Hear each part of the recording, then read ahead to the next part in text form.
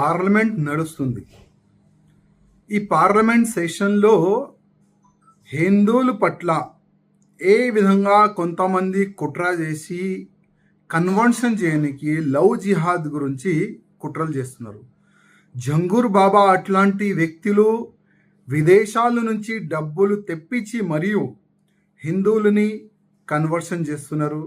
Love జిహాద్ చేసే వాళ్ళకి financially support చేస్తున్నారు. ఐఎస్ఓలకి ఫైనాన్షియలీ సపోర్ట్ చేస్తున్నారు. అదేవిధంగా జంగూర్ బాబా కాకుండా గోవాలో కూడా ఒక ఆయిషా ఒక లేడీ కూడా అరెస్ట్ అయినది.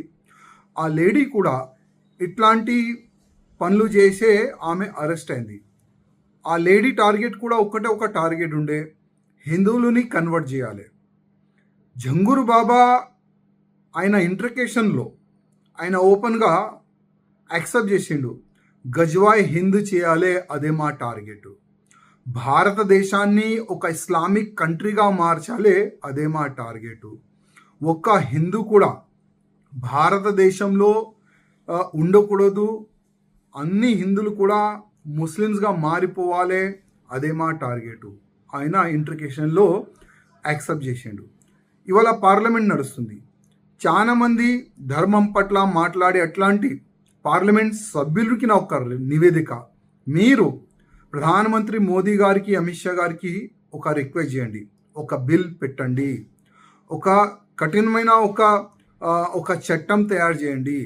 ఎవరైనా హిందువులని కన్వర్ట్ చేయడానికి ప్రయత్నం చేస్తే ఆయనకి ఉరి శిక్ష పడే అట్లాంటి ఒక చట్టం తీసుకొని రండి. మీరు ఒక బిల్ గురించి ఒక మంచి చట్టం గురించి మీరు నివేదిక చేయాలని ఆల్ పార్లమెంట్ సభ్యులకి నా ఒక నివేదిక. ఒకవేళ అట్లాంటి మీకు అవకాశం దొరకకపోతే ఒక ప్రైవేట్ బిల్ కూడా మీరు పెట్టుకోవచ్చు. ఒక ప్రైవేట్ బిల్ పెట్టండి. ఇవాళ ఆల్ పార్లమెంట్ సభ్యులకి ఒక్క నా రిక్వెస్ట్, హిందువులు ఉంటేనే మీరు పార్లమెంట్ సభ్యులు అవుతున్నారు, మీరు ఎంపీగా గెలుస్తున్నారు. హిందువులు లేకపోతే మళ్ళీ మీ పరిస్థితి ఏంది ఒక్కసారి ఆలోచన చేయండి. ఇవాళ దేవుడు ఆశీర్వాదం వల్ల, ప్రజల ఆశీర్వాదం వల్ల మీరు పార్లమెంట్ సభ్యుడు అవుతున్నారు.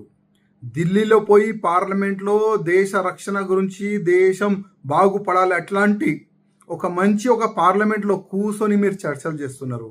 అదేవిధంగా మన హిందూ ధర్మం పట్ల కానీ, మన దేశం పట్ల కానీ, లవ్ జిహాద్ కన్వర్షన్ గురించి కూడా మీరు చర్చ చేయాలి పార్లమెంట్లో అని అన్ని పార్లమెంట్ సభ్యులకి నా ఒక నివేదిక.